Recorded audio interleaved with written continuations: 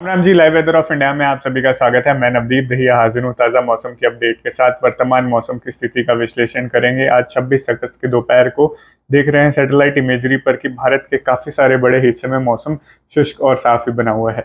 Punjab, Haryana, Delhi NCR, Uttar Pradesh, Rajasthan, Madhya Pradesh, Gujarat, Maharashtra, Chhattisgarh, Orissa में लगभग मौसम साफ है। थोड़े बहुत बादल जरूर देखने को मिल रहे हैं, लेकिन कहीं पर भी इस समय तो बारिश की गतिविधियां हो नहीं रही हैं। उमस भरी गर्मी मौजूद है, लगातार तापमान बढ़ते जा रहे हैं क्योंकि कोई भी एक्टिव वेदर सिस्टम, खासकर मानसून तो जो है काफी समय से इनएक्टिव बना हुआ है, वेकेशन पर गया हुआ है। छुट्टी पर चल रहे मानसून जो है उसके मुख्य कारण ये है कि मानसून एक्सिस जो कुछ दिनों के लिए उत्तर प्रदेश के आसपास यानी उत्तर भारत के मैदानी राज्यों पर आई थी, अब वो दोबारा से पहाड़ी राज्यों की तरफ चल दी है। अब इस समय केवल उत्तर पूर्वी भारत में सक्रिय बादलों का जमावड़ा देखने को मिल रहा है। थोड़ी बहुत नमी की मात्रा विंड डिस्कंटिन्यूटी के चलते जो है आंध्र प्रदेश के आसपास विशाखापट्टनम में, यहाँ पर बंगाल की खाड़ी से सटे इलाकों में बारिश की गतिविधियां सुबह से लेकर दोपहर के समय में देखी गई हैं। लेकिन देश के बड़े हिस्से में मौसम साफ और शुष्क बना हुआ है। अगस्त में अभी तक पैन इंडिया पूरे भारत वर्ष में -32% की बारिश की कमी देखने को मिली है, जो कि सामान्य से कम है। और लगभग पूरा सीजनल अगर कोटा देखें, जो जुलाई में अच्छी बारिश के चलते पॉजिटिव चल रहा था, वो 1 जून से लेकर 25 अगस्त के बीच में -7% पर है। यानी सामान्य से 7% बारिश पूरे पैन इंडिया में कम देखने को मिली है। इसमें कुछ राज्य ऐसे भी हैं जहां पर 25 से लेकर -50% की डिफिशियंसी है, जो कि बिहार, उत्तर प्रदेश के पूर्वी भाग, झारखंड, पश्चिम बंगाल और केरला के हिस्सों में ज्यादा देखने को मिल रही है। अभी सैटेलाइट पर एक पश्चिमी विक्षोभ देखने को मिल रहा है, जो कि पाकिस्तान के आसपास मौजूद है और लगातार पूर्वी दिशा में आगे बढ़ रहा है। इसी के चलते देर रात्रि को जो है पंजाब और चंडीगढ़ के आसपास बारिश की गतिविधियां जो है देखने को मिली थी। अब अगले 2 दिन भी पश्चिमी विक्षोभ का प्रभाव उत्तर भारत में रहेगा। मानसून का प्रभाव उत्तर पूर्वी भारत में ही सीमित रहेगा। केंद्रीय भागों में मौसम शुष्क रहने की संभावनाएं हैं। देख लेते हैं कि आने वाले दिनों में विंड पैटर्न किस प्रकार से रहने वाला है। पहले तो सप्ताहांत का ही मौसम देख लेते हैं कि पश्चिमी हवाओं का रुख लगातार बना रहेगा, यानी कि नमी की मात्रा तो देश में काफी कम ही रहेगी, लेकिन जेट स्ट्रीम्स जो है ऊपर यू शेप में डिप कर रही हैं, जिसके चलते पश्चिमी विक्षोभ पाकिस्तान पर गरज चमक के बादलों का विकसित कर रहा है। इसका प्रभाव सीमित तौर पर जम्मू कश्मीर, हिमाचल प्रदेश, उत्तराखंड, पंजाब और हरियाणा के उत्तरी भागों में जरूर देखने को मिल सकता है अगले 48 घंटों के दौरान।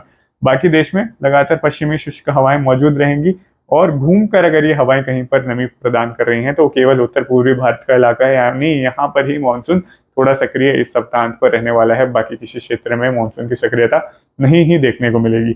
देख लेते हैं कि कैसे वेदर मॉडल्स बारिश का आकलन अगले 24 घंटे, खासकर रविवार को यानी कि छुट्टी के दिन, किस प्रकार से मौसम रहने वाला है।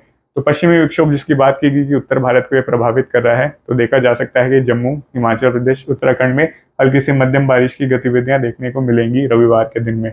गरज चमक के साथ कुछ जगहों पर तेज बरसात भी देखने को मिल सकती है। पाकिस्तान के आसपास देर रात्रि को बादल और सक्रिय होते चले जाएंगे और देर रात्रि अल सुबह के बीच में पंजाब में फिर दाखिल हो जाएंगे।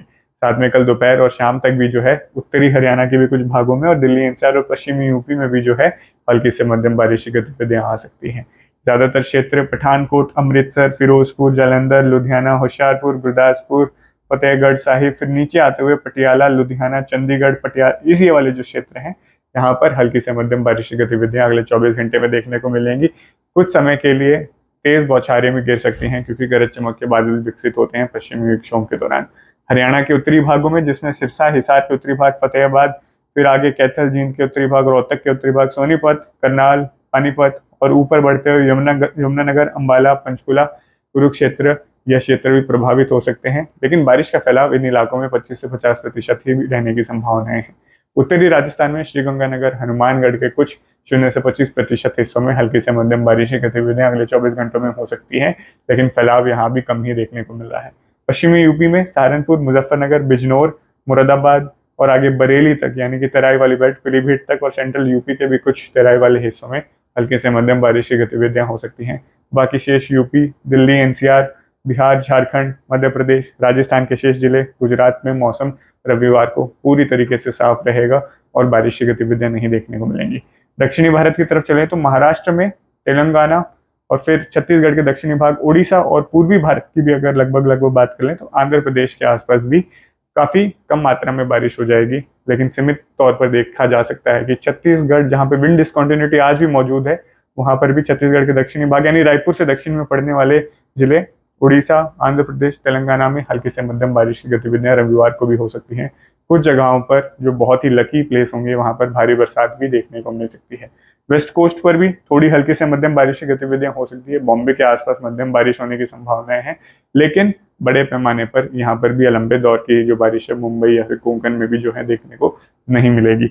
लगभग दक्षिणी भारत की तरफ अगर हम बढ़ेंगे तो अगले 24 घंटों में थोड़े बहुत एको आ रहे हैं कि बेंगलोर, दक्षिणी कर्नाटका, तमिलनाडु और चेन्नई के आसपास हल्की से मध्यम बारिश की गतिविधियां हो सकती हैं, लेकिन इसका फैलाव भी कम ही देखने को मिलेगा। उत्तर पूर्वी भारत, जहां पर हमने बात की कि मेघालय, असम, अरुणाचल प्रदेश, सिक्किम में जो है मानसून एक्सिस अब यहाँ पर मौजूद है, तो ज्यादातर बारिशी गतिविधियां जो कि भारी मात्रा में हो सकती हैं इसी क्षेत्र तक रविवार को सीमित रहने की संभावना है।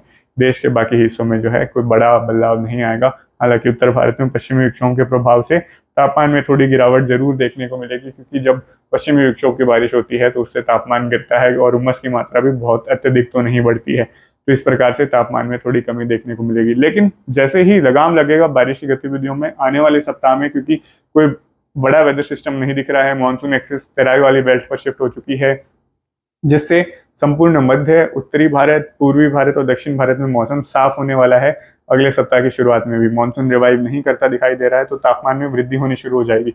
उत्तर भारत से भी पश्चिमी विक्षोभ का असर समाप्त होगा। रक्षाबंधन के आसपास तापमान में एकदम से बढ़ोतरी होती दिखाई दे रही है, खासकर उत्तर भारत के इलाकों में, यानी कि उत्तर प्रदेश, मध्य प्रदेश, दिल्ली एनसीआर, हरियाणा, पंजाब, राजस्थान के उत्तर और पश्चिमी भागों में अधिकतम तापमान जो है लगभग 37 से लेकर 40 डिग्री सेल्सियस के बीच में बनते दिखाई दे रहे हैं। और इस बीच उमस भी होगी, मतलब लगभग 50-60% की तो ह्यूमिडिटी इस दौरान भी रहेगी। तो हीट इंडेक्स यानी पसीने वाली गर्मी जो है रक्षाबंधन के आसपास देखने को मिलेगी। और बारिश का तो कोई आंकलन दिखाई ही नहीं दे रहा है आने वाले सप्ताह में, तो लगभग मौसम साफ और शुष्क रहेगा। लेकिन थोड़े अच्छे संकेत मिल रहे हैं कि सितंबर का जो दूसरा सप्ताह आएगा वहां से बंगाल की खाड़ी में लो प्रेशर एरिया बन सकता है। थोड़ी बहुत फेवरेबल कंडीशंस बन रही हैं कि मानसून रिवाइव हो जाए सितंबर के महीने में। देश के भाग में जहां पर लगभग एक महीने से कोई ज्यादा बरसात नहीं देखने को मिली है, उसका रिवाइवल देखने को मिल रहा है। लेकिन आम तौर पर, सामान्य तौर पर सितंबर में जो है अगस्त के कंपैरिजन में एवरेज भी कम हो जाता है बारिश का। तो बहुत बड़ा रिवाइवल या फिर जो एनॉमली से यानी सामान्य दर से अभी तक जो कम बारिश की गतिविधियां हुई हैं उसमें बहुत बड़ी रिकवरी शायद सितंबर में ना ही देखने को मिले। लेकिन मौसम लगातार बदलता रहता है। सिचुएशन जो है एल नीनो बेशक डोमिनेट कर रहा हो, लेकिन हो सकता है थोड़ी पॉजिटिविटी हमें सेकंड वीक ऑफ सितंबर या फिर तीसरे सप्ताह में जरूर देखने को मिल जाए कि अच्छी बारिश देश के भागों में आ सकती है। इस पे लगातार विश्लेषण हम करते रहेंगे, इसीलिए बने रहिए लाइव वेदर ऑफ इंडिया के साथ। यह वीडियो देखने के लिए आपका बहुत बहुत धन्यवाद।